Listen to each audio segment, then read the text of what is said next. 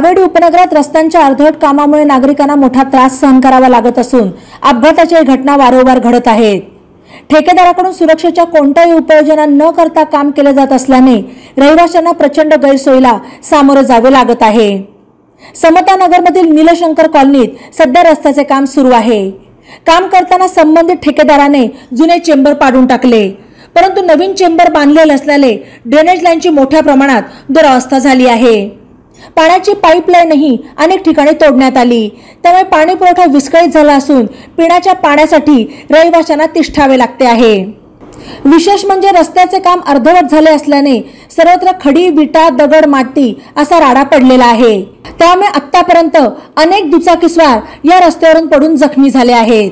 या रस्त्यावर पडून एखाद्याला गंभीर दुखापत अथवा एखादा बळी केल्यास त्याला जबाबदार कोण, असा सवाल नागरिक उपस्थित करत आहेत। बातम्यांसाठी नवा मराठा YouTube चॅनलला सबस्क्राइब करा आणि बेल आयकॉनवर प्रेस करा।